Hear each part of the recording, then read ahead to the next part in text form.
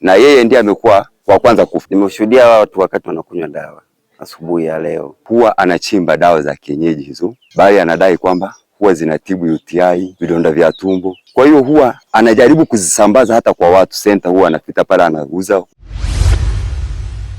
Simanzi na majonzi vimetawala wakazi wa kijiji cha Burunga wilayani Serengeti mkoani Mara kufuatia vifo vya ghafla vya watu watatu wa familia moja baada ya kile kinachodaiwa kuwa ni matumizi ya tiba za dawa asilia. Watatu tayari wameshakufa na mmoja huyo yuko mahututi, yuko hospitali. Wakati wanakunywa walikuwa wanadai kwamba wanakunywa dawa ya kuongeza hamu ya chakula na kutoa sumu mwilini. Tukio hilo limetokea Machi 19, 2026 majira ya alfajiri. Inaelezwa kuwa dawa hiyo iliandaliwa na kuletwa nyumbani hapo na mmoja wa marehemu kwa lengo la kujitibu bila kufuata ushauri wa wataalamu wa afya, hali iliyosababisha madhara makubwa yaliyogharimu maisha yao. Kashi Joseph ambaye ni marehemu huwa anachimba dawa za kienyeji hizo, bali anadai kwamba huwa zinatibu UTI, vidonda vya tumbo. Kwa hiyo huwa anajaribu kuzisambaza hata kwa watu. Center huwa anapita pale anauza, watu wananunua, wanazitumia. Lakini sasa nasikia kwamba alikuwa amechemsha nyingine hapa, sasa ndio baadaye wamekunywa wao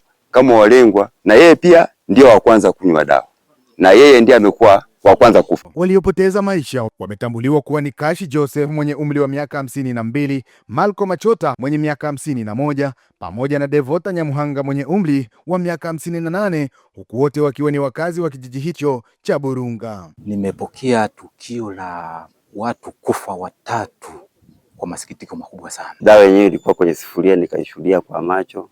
Baadaye wakaanza kunywa watu wanne, kama Malko Machota, Kashi Asega, Mama Chacha na Mama Joseph.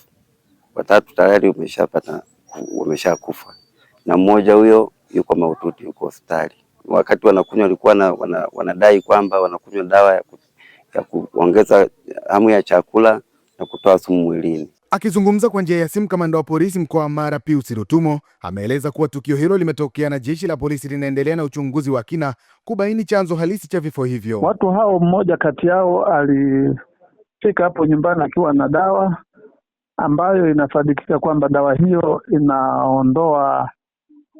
inaondoa nyongo kwa kutapika. Sasa kimsingi ni dawa ambayo inatokana na magome ya miti.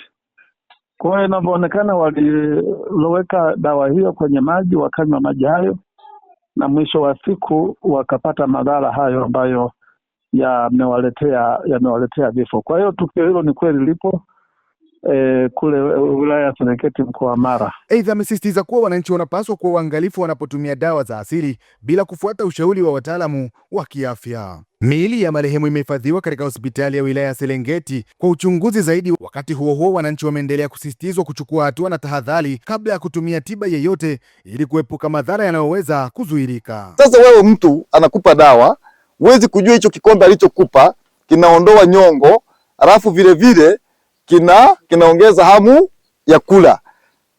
Ametumia kipimo gani? Ametumia kipimo kipi mpaka unamwamini? Hebu chukulia swala la kuondoa nyongo kwenye ini na vitu vingine. Unajua ni swala ambalo linahitaji utaalamu mkubwa sana. Tusiamini watu kienyeji hivi.